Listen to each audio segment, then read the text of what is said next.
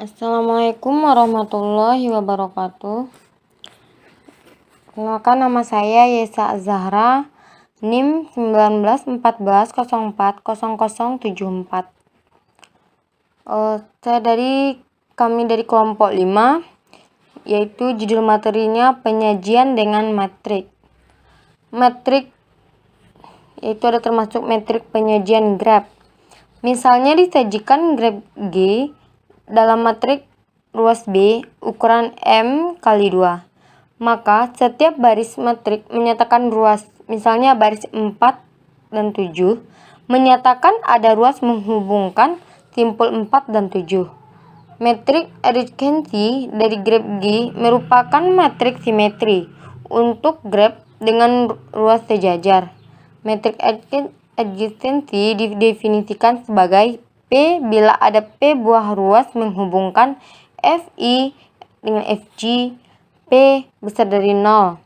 Jadi AIJ 0 bila dalam hal lain, 1 bila ada ruas FI dengan FG. Metrik insidensi dari graf G yaitu metrik yang menghubungkan vertex dengan edge tanpa self loop, didefinisikan sebagai metrik M berukuran N kali M dalam sebagai berikut. MIJ 1 apabila ada ruas EJ berujung di simpul EVI, 0 apabila dalam hal lain. Berikut contoh yang ada di gambar ini. Jadi ada E1, E2, E6, E3 dan E6, E7, E8, V1, V2, V3, V4 dan V5. Nah, jadi dalam metrik ruas berbentuk seperti ini, atau 1, 2, 1, 3, 1, 4, 1, 5, 2, 3, 3, 4, 3, 5, 4, 5.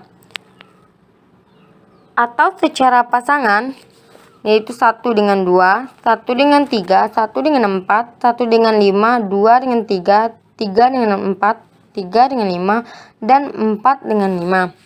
Dalam bentuk metrik adjacensi dalam gambar seperti ini, jadi V1. Nah, jadi dalam V1 itu kan di 0, 1, 1, 1, 1, dan sampai seterusnya sampai V5.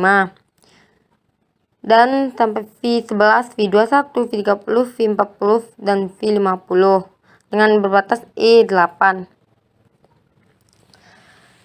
Graf selanjutnya yaitu graf terarah atau directed graph atau digraph. Graf terarah adalah graf yang terdapat menghubungkan V1 ke V2 saja, yaitu satu arah. Maksimum jumlah busur dari N simpul adalah N buka kurung N kurang 1 tutup kurung. Suatu graf berarah direct graph D terdiri atas 2 himpunan. Sebagai contoh, gambar di bawah ini adalah sebuah graf berarah.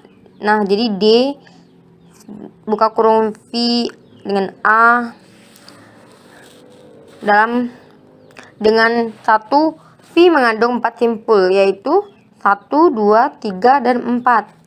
Dan yang kedua, A mengandung 7 arcus, yaitu 1 dengan 4, 2 dengan 1, 2 dengan 1, 4 dengan 2, 2 dengan 3, 4 dengan 3, dan 1 dengan 2.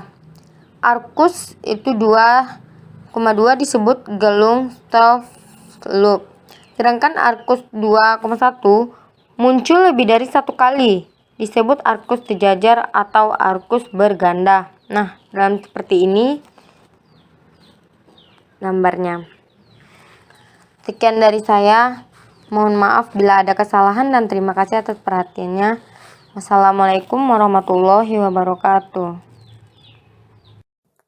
Assalamualaikum warahmatullahi wabarakatuh. Perkenalkan, nama saya Sri Lestari, NIM 1914040043. Nah, di sini saya akan mencoba melanjutkan penjelasan dari rekan saya. Dari gambar sebelumnya, bila arkus suatu graf berarah menyatakan satu bobot, maka graf berarah tersebut dinamakan jaringan atau network. Biasanya digunakan untuk menggambar situasi dinamis.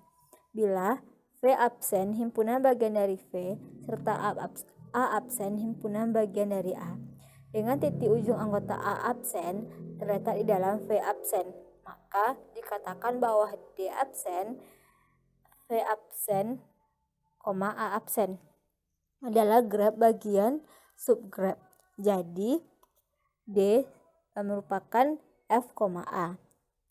Bila A absen mengandung semua arkus anggota A yang titik ujungnya anggota V absen, maka dikatakan bahwa D absen merupakan F, V absen, A absen adalah graf bagian yang dibentuk atau direntang oleh F absen. Graf tak terarah atau unrestricted graph. Graf tak terarah adalah graf yang menghubungkan dua vektor F1 ke F2 dan F2 ke F1 dua arah. Bila vertex sama dengan N, maka graf tak terarah komplit akan mempunyai busur X sama dengan N kali N kurang 1 per 2. Seperti gambar ada F1, F2, F3, dan F4 yang dinamai dengan busur. Jadi itu disebut dengan simpul. Yang dapat dilakukan adalah F1 dikurang F2 sama dengan F2 kurang F1, F1 dikurang F4 sama dengan F4 dikurang F1, dan seterusnya. Yang selanjutnya yaitu critical path. Bisa diperhati seperti gambar simpul asal nomor 1, simpul tujuan nomor 5. Diperhatikan pada tabel alternatifnya petnya 1, 4, 5, maka bobotnya adalah 16. Yang kedua 1, 2, 5, bobotnya 15. Yang ketiga petnya 1, 2, 3, 5, bobotnya 24. 1, 4, 3, 5, bobotnya 19. 1, 2, 3, 4, 5, bobotnya 29. 1, 4, 3, 2, 5, bobotnya 22. Diperoleh critical path atau lintasan kritis adalah 29. Shortest path lintasan terpendek adalah 15. Selanjutnya minimum spanning tree merupakan spanning tree yang mempunyai bobot dan tidak mempunyai arah dengan hasil penjumlahan bobotnya dalam minimum. Lihat gambar berikut. Langkah yang dilakukan untuk membentuk minimum spanning tree adalah bentuk kembali semula semua simpul tetapi tanpa ruas. Seterusnya secara ascending hingga semua simpul terhubung seperti gambar. Sekian, Assalamualaikum warahmatullahi wabarakatuh. Akan dilanjutkan oleh rekan saya. Assalamualaikum warahmatullahi wabarakatuh. Perkenalkan, nama saya Zahratul Aida, NIM 1914040052. Baiklah, saya akan melanjutkan materi dari rekan saya.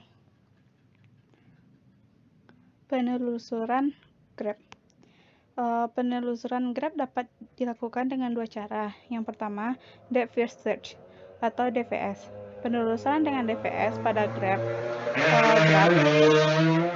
tak berarah dengan melakukan pengecekan pada node dengan kedalaman pertama dari node yang ditinjau.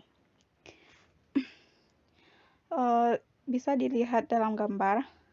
Karena F8 sudah dilewati setelah penelusuran ke F4, maka penelusuran yang berikutnya dianggap tidak dilewati lagi.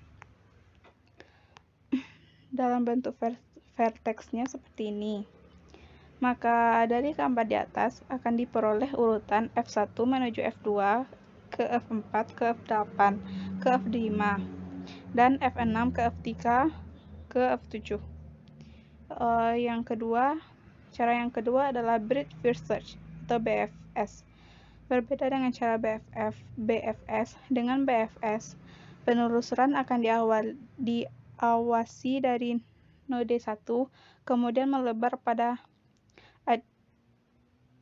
adjacent node dari node pertama dan diteruskan ke node kedua dan node ketiga dan seterusnya.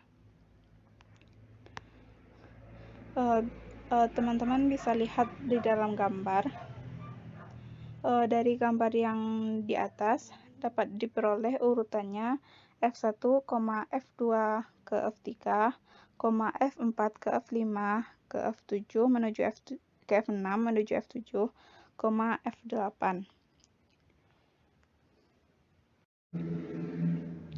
Untuk latihan soal bisa dikerjakan soal-soal berikut, soal dari nomor 1 sampai nomor 5.